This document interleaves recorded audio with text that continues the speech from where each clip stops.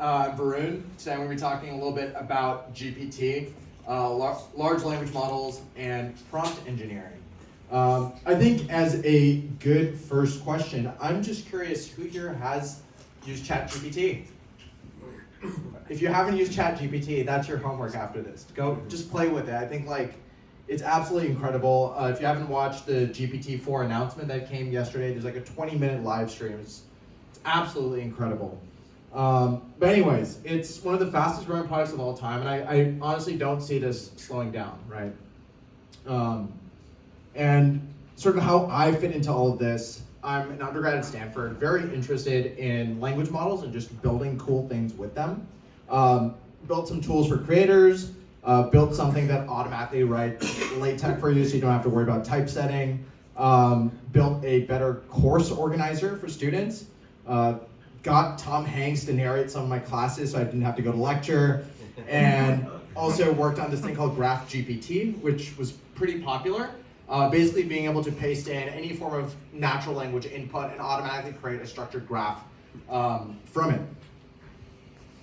Cool, so the agenda for the stuff I'm going to be chatting about today is going to start with large language models, just kind of a brief survey of how they work to get a better understanding, a little bit of prompt engineering, and hopefully I want to spend a chunk of this time showing you all how to build a better ChatGPT. And ultimately the goal here is to gain a high-level understanding of LLMs and get some hands-on experience. Cool, so first let's go from zero to ChatGPT. LLMs essentially are very good at one thing. They complete sentences word by word. They're autoregressive, which means they use the entire context, the preceding context of tokens or words, to basically guess the next one. You just repeat this process over and over again. They're basically trained on the entire internet and get really, really good at this process, right? So there's this one data set called Pile. It's like a tenth of the entire internet. And the way you train these language models is you just run the model through one pass on the Pile. But this doesn't actually make them useful. For example, you can have a prompt that says, explain the moon landing to a 6-year-old in a few sentences. And it's not going to answer it right away, right? This is not the behavior you see in ChatGPT. It's basically guessing that you want a bunch of different explanations. Because all it's doing is just guessing the next word. And a common term here is stochastic parrots. So what ChatGPT really sums up to is it's a large language model with more parameters, instruction tuning, and RLHF, or reinforcement learning with human feedback. So the first question you may be wondering, you might have seen all these memes online. GPT-3 is 175 billion parameters. GPT-4 is going to be even bigger than that. There's a very simple answer for that. It's called emergent abilities. There's this really, really interesting phenomenon that happens when you start scaling models up. Once you get past a certain point, there's this very sharp uptick, and you get really good at a lot of natural language tasks. So here are just some tasks from some benchmark. And as you can see, as the number of, I believe, training flops goes up, you suddenly see this sharp uptick. And that's what we call emergence. And you see this across the board in a whole vast array of tasks. After that, after we scale up our models, we can also fine-tune them on human instructions. There's this idea that we have something that can predict the next word. What if we just take it and now we continue to train it, but only on data where we have instructions as the input and the actual answer at the output. So now it starts to understand, I don't want to just predict the next word, I also want to be able to answer the question that's being asked. So here's some examples, right? So please answer the following question. What is the boiling point of nitrogen? You get an answer for that. There might be some more chain of thought fine-tuning where instead of just answering the question, you're trying to reason step by step and just trying to explain to you how the math is actually working. And then ultimately the goal is you want to be able to generalize to unseen tasks, as is the case with anything in machine learning. And there's this final idea of reinforcement learning with human feedback. I don't really want to go into too much detail about this. This is just what OpenAI has been cooking up and what they released with GPT-3. But the idea is that humans do have preferences for certain kind of responses. You do want to align these models with human intent, and you don't want them to be harmful. So you get a bunch of data labelers to go and label data and say which ones they prefer, and you train a model to actually learn human preference and do this automatically. But that's at a very, very high level. And this is kind of a result of this alignment process. If you've played with ChatGPT, sometimes it says, as a large language model trained by OpenAI, I am incapable of doing this, and sometimes it's flat out wrong, right? So that's something folks are still trying to figure out the best way to get at. Another thing to keep in mind as well is that LLMs are forgetful. If you have a really long chat history with a particular large language model, you may start to notice that it's forgetting the things that you told it in the beginning. And this is because there's a limited context window size. So in ChatGPT, this is 4K tokens. They announced yesterday they're scaling it up to 32K, which means you can fit about a 50-page book just in the context. And this is a fundamental property of transformers, the architecture that's used for large language models. So now we're going to get into prompt engineering. So how do you actually harness these to do interesting things? So it's pretty funny, right? I'm sure many of you have heard the term prompt engineer thrown around recently. There are people who have this role of prompt engineer. You start seeing job titles for a prompt engineering librarian, and they get paid pretty well. And there's also a Wikipedia article about it, so maybe there's something important here. So it's just going over some beginner prompting to understand how this works. How do we guide a language model by providing context? How do we tell it what to do? How should it respond? You can play around in the OpenAI playground. I think that's a great place to just get your hands dirty and figure out how this stuff works. So basic prompt, right? Like if I just put in Python is, it's gonna auto-aggressively go ahead and complete sort of that rest of the reasoning, right? So it's just gonna predict word by word and give me some output. So the highlight in green is what the model is giving back. I can also do text classification. I can just do basic sentiment analysis. Usually you'd have to train an entire model to do this for you, but now I can just use one API call and get the right sentiment.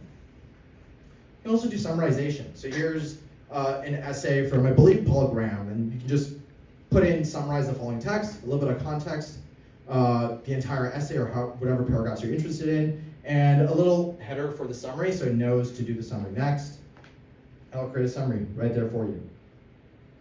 Question answering, right? So you can have a context, a question, and some kind of instruction at the top, and again, telling it, I want you to put the answer after this, and it generates an answer.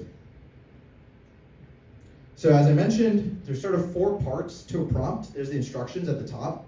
A lot of the time you'll say something like, your tax GPT, right? Trying to get it into the mood of solving the right problem, providing some context, such as the essay, some kind of user input, maybe it's a question from the user, and then finally an output indicator so you know where to parse information from and the model knows where to continue and answer. You can also do code generation, right? So this is actually pretty incredible, and they've gotten just better and better at this. So just by giving it that input, it generates all this code. And the thing is, this code isn't quite right because it doesn't actually know what the JSON looks like, so it tries and guesses. So you can actually figure out ways to chain and improve it, right? You can actually take the error, feed it back and say, hey, I got this error, can you fix this? And it'll usually do it for you. And now let's go to advanced prompting. So the first super simple idea in advanced prompting is few-shot prompting. So instead of just having the instruction, let's give it a couple examples of possible inputs and outputs that it may have to deal with. And you can do like 1-shot, 2-shot, however many you want. Issue with few-shot prompting sometimes is it may start to generalize to just those specific few-shot prompts, and maybe if you want to do something a lot more general, you may prefer just 0-shot prompting and not including any examples at all. So that's something you can experiment with. A lot of the time, if you're building kind of workflows or any application, you don't just want text, you want something that's ingestible. So you can ask it to create JSON as well, and this makes it really easy for you to work with and do more interesting things than just generating text. Another idea that's kind of caught on recently is chain of thought. Rather than getting the model to just answer the question right away, there's this issue of hallucination. It just predicts the next token, right? So it actually can't be smart about it. So you get it to do some kind of chain of thought. So you say, let's see, you provide some more information, and for example, in this few-shot prompt, Roger started with 5 balls, and it continues and basically kind of explains how it got to the answer instead of just 11. And then it tries and extrapolates and tries to reason first before actually answering. There's also this super funny phenomenon, let's think step by step. So if you just say answer, and then you say, just let's think step by step, it tries and does this chain of thought by itself, which is pretty cool. Another really interesting space right now is tools and agents, right? You don't just want to generate text or answer questions about text, you want these models to go and use things that are actually on the internet. So there's a paper that came out recently called Toolformer. They were able to get a pretty small model comparatively to GPT-3 and ChatGPT called GPT-J to use tools. So for example, being able to know when to call a translation tool or when to wiki search, for example, and input text there.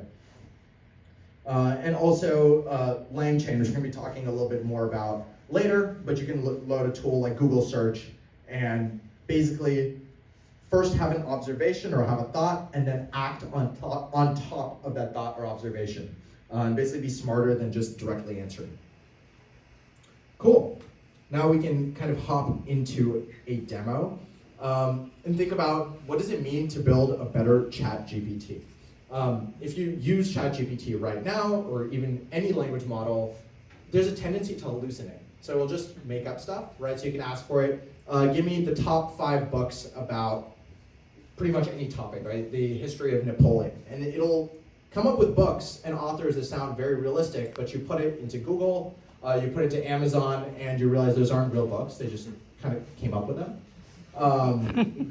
We're going to figure out how to do this in under 30 lines of code. So we're going to go through successive layers of abstraction and see like how much control do you gain, how much control do you lose. And this is all online on GitHub as well, so if you want to follow along, feel free to do so. So I went to ChatGPT, asked a very basic question. What's the difference between a latte and a cappuccino? And we just got this really long answer. Like ChatGPT is very, very chatty. And you know, it's a very simple question. I just want like a couple sentences. And the other part is, I don't know if I trust you, right? Like, is this actually true? Can you give me a website link that I could look at and read more about this? But it doesn't, right? So let's look at if there are ways to do that. So to start off, just to kind of refresh everyone, make sure everyone's on the same page, we're gonna talk about embeddings. In the real world, for example, if you have 3 objects, a fork, a spoon, and a football, while they're just 3 different discrete objects, they're clearly not the same, and some are more closely related than others, right? Obviously, you'd consider the fork to be more closely related to the spoon than the football. And this is exactly what an embedding model tries to do. It takes different inputs, usually sentences or paragraphs or whatever you want, and creates objects as vectors. So then you can compare them and understand and contrast how different objects might behave in vector space. For example, here's this is called word2vec. So here's a bunch of words and their corresponding vectors. And you can basically do vector map on top of these word embeddings, which is really, really cool. Cool. So to just start off, what we first want to do is we have a text file that has a lot of information about coffee. We want to just read it and kind of chunk it, because we can only feed a certain amount of, as we mentioned, the context size. We can't just fit the entire article into the language model. So we want to split it up into separate sections. And then we just kind of iterate through and identify where all the different paragraphs are. Then we create embeddings.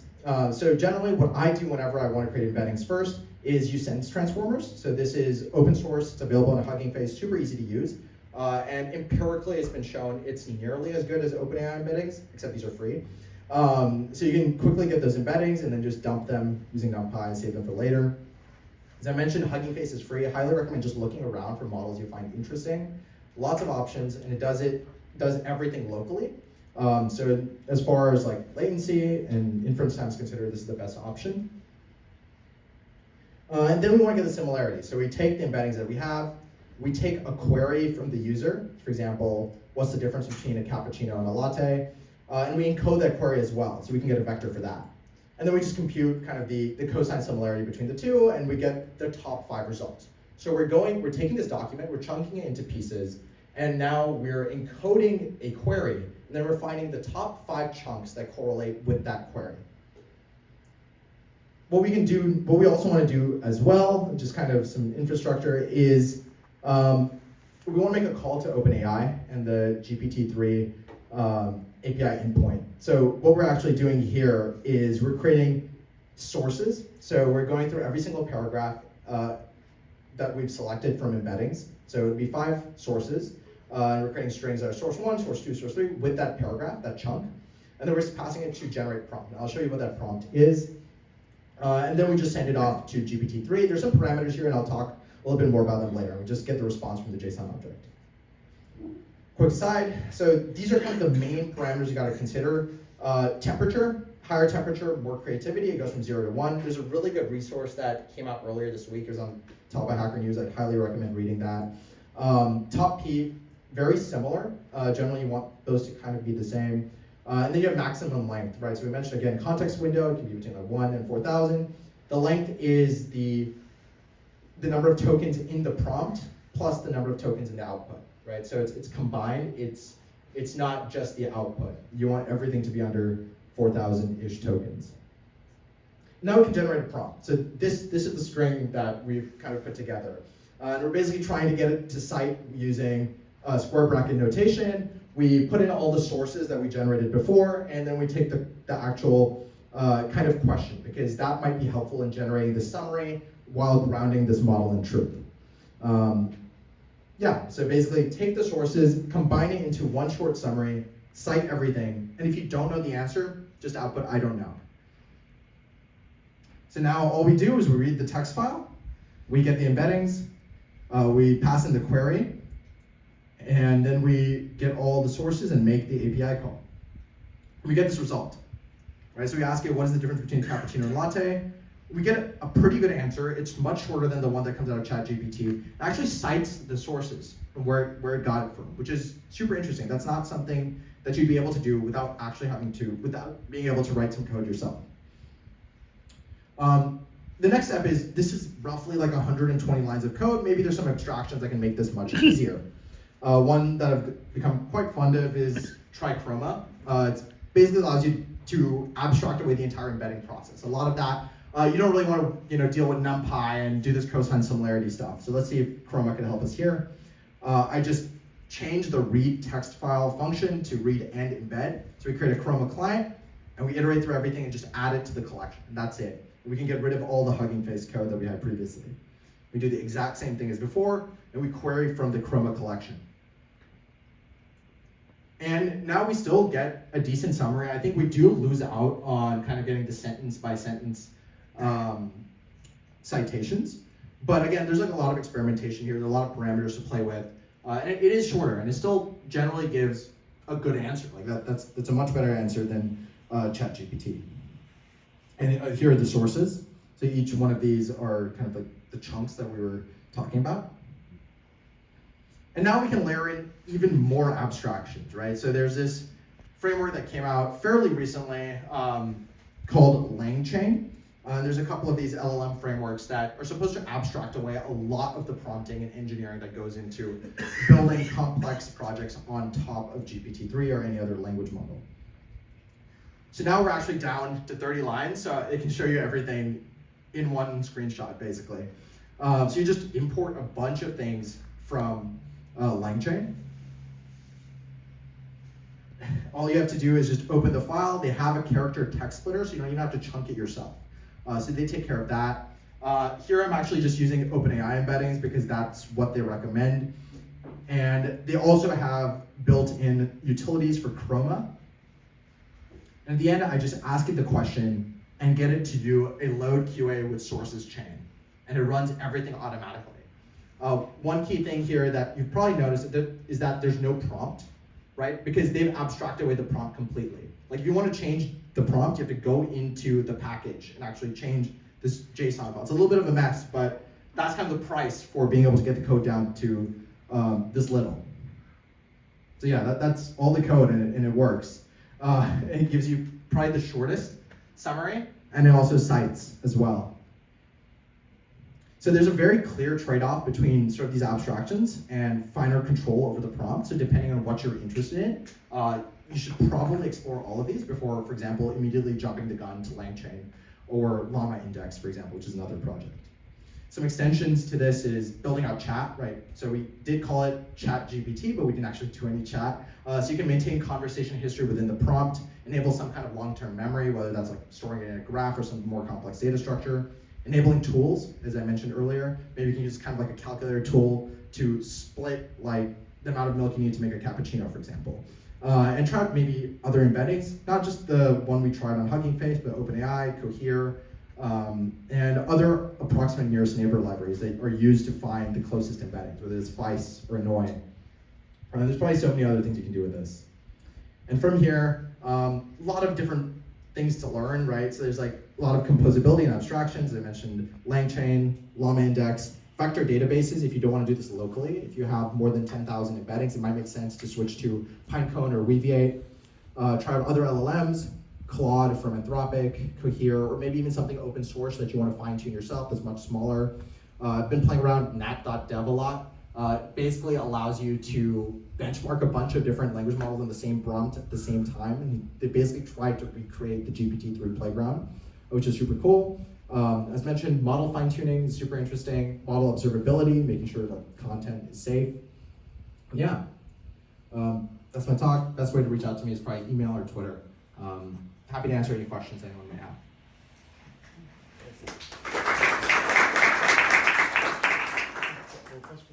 How did you get the sources for citation?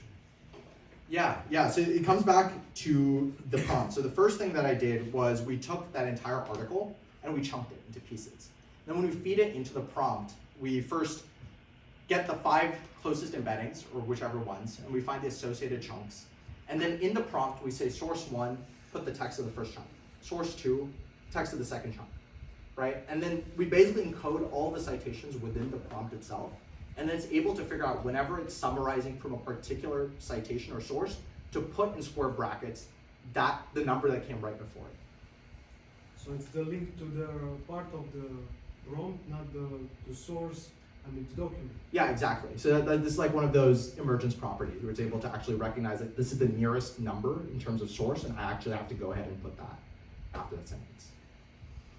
This is a super trivial question. Did it actually figure out to all the list of sites using commas itself? Yeah, so you're talking about the last one. When it had 1, 2, you didn't actually instruct it to do Yes, that. yes. It figured that out itself. Exactly. Yeah. That's So it's been like trained on a ton of text on the internet. It's probably seen every single citation format. So when I say square bracket, it's like, okay, so I'm combining these 2 sentences, they're from these 2 sources. So it's able to infer things like that. Okay. Cool. Thank you. Any other questions? Yeah. You said like you are doing undergrad from Stanford, right? So I did machine learning I think 3 years ago during my masters, and before that I think 2017 or 2016. Are these courses changing because like ChatGPT has violated the very rule where we say that like after one point it doesn't matter if you increase the parameters, like the number of parameters, but you just showed a graph where it says after one point it matters. So what are they teaching now in classes? Yeah, that's a great question. I think like Stanford's interesting because they do try to update the curriculum as stuff happens, but it's still like mostly traditional stuff, right? Like we did have a lecture in emergence, for example, this quarter. But at the same time, it's like we don't really have the resource for every student to go and like experiment with this and play with it. Thank you. Cool. Thank you. Okay, well, thank you very much. That was good. Very timely, obviously,